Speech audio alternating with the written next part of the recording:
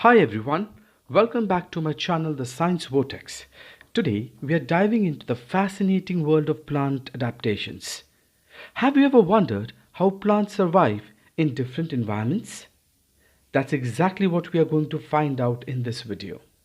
Do watch the video till the very end to be able to answer all questions related to plant adaptations. Let's dive in without further delay. Have you ever wondered how plants can live in so many different places? Some plants grow in hot deserts, while others live in cool, shady forests. Some even live in water.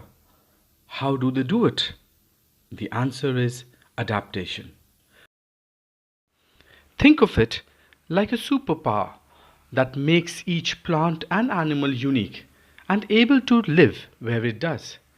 Adaptation is a special feature that helps a plant or an animal survive and thrive in its surrounding.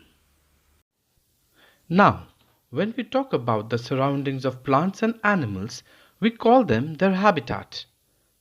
So, a habitat is a place where organisms find food, shelter, and protection to survive and thrive.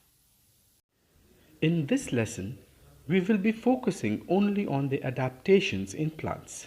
So, based on their habitat, plants can be broadly divided into two major categories, namely terrestrial and aquatic.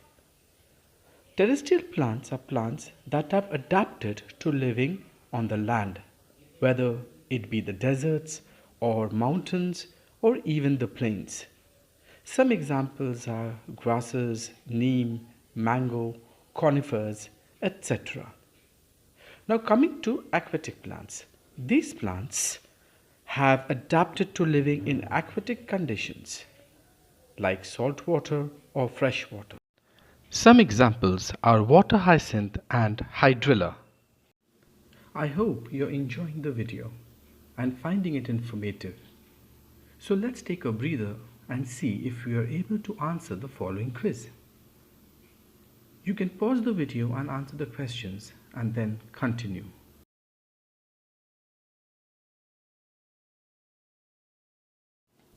I'm sure that all the curious minds were able to answer the questions correctly.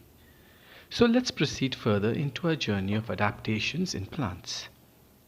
Now let's have a look at the different adaptations that the terrestrial plants have developed to survive in different habitats, such as deserts, plains, mountains, marshlands, and forests. Now, we are going to have a look at the adaptations in plants in each of these habitats. Let's dive in. Let us now understand about the plants that live in the deserts. The desert plants have evolved adaptations to thrive in desert environment with extreme heat, intense sunlight, and extremely less water.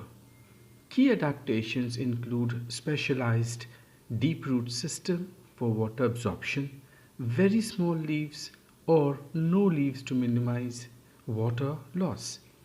Plants like cactus have fleshy stem or leaves that store water for time of drought. Some desert plants have a thick waxy coating on their leaves to reduce water loss and protect against intense sunlight. Examples of desert plants with these adaptations are cactus, succulents, and desert shrubs. Can you tell us how plants in the plains survive? I've heard they have some really cool adaptations. Great question, Lily. Yes, plants in the plains have some amazing adaptations. Let's have a look at them. Many plants on the plains have deep roots that reach far down into the soil to find water. Some examples are tall grasses. Wildflowers grow rapidly in spring. Due to increased rainfall, they bloom, produce seeds, and then enter an inactive state in the dry summer months. This fast growth cycle enables them to thrive during the brief period of moisture. Trees here have broad leaves to offer shades, which help in cooling the ground and reducing water loss. Also, trees in the plains have thick bark that protects them from extreme temperatures. Now, let us imagine we are high up in the mountains. The mountains can be very cold, windy, and rocky. How do plants survive here? Let's find out. Some plants in the mountain region grow low to the ground in tight clumps. This compact growth helps them to conserve heat and protect them against strong winds. Some examples are cushion plants. Some have very deep roots that fixes it in the soil. These roots can reach deep into the rocky soil to find water, even in dry condition. Example, mountain pines. Some plants have small leaves and waxy coating to reduce water loss and damage from strong winds and freezing temperatures. Examples are glacier lily and mountain laurel. Can you also tell us how plants in the marshy region survive? It must be hard to grow in all that water and mud. Sure. Now let's climb down from the mountains and reach the wet and mucky environment of the marshlands. The marshlands are wet, muddy place where the ground is often soaked with water. But plants don't fall short of their magic of adaptation. Let us have a look at a few adaptations that the plant make to survive and grow in these environments. These are cattails. They have long, narrow leaves that rise above the water. Their roots are specially adapted to anchor them in the muddy soil and absorb oxygen from the waterlogged ground. Now look at these mangroves. They have unique roots called breathing roots that stick out of the water. These roots help the plant get oxygen directly from the air. Now we can see a few reeds.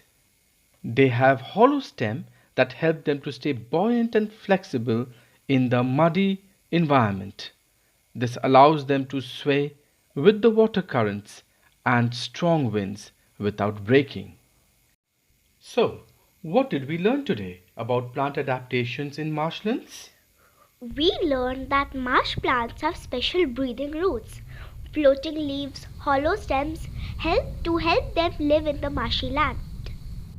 But there is still one more thing I want to know about.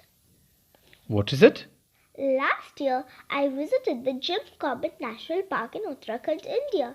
It was a beautiful forest and we saw many wild animals. But what amazed me was that there were so many different kinds of trees and plants in the forests.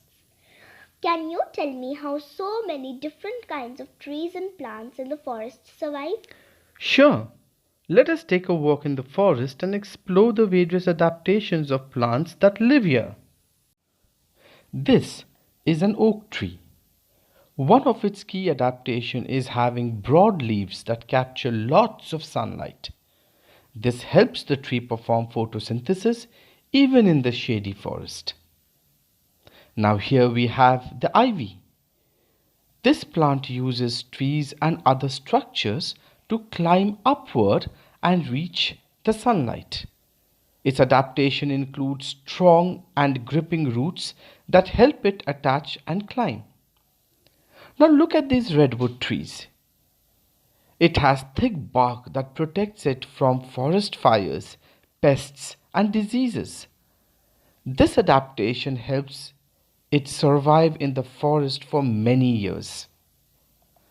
Some forest plants have leaves with drip tips.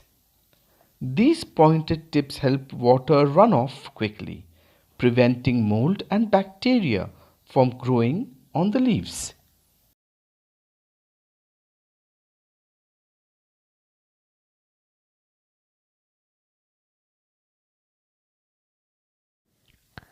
We learned that forest plants have broad leaves, climbing abilities, thick bark, and drip tips to survive in their environment. With that, we come to the end of adaptations in terrestrial plants. We will deal with the adaptations in aquatic plants in a separate video. Make sure to watch it on my channel at the Science Vortex. Thank you for joining me in this wonderful plant safari.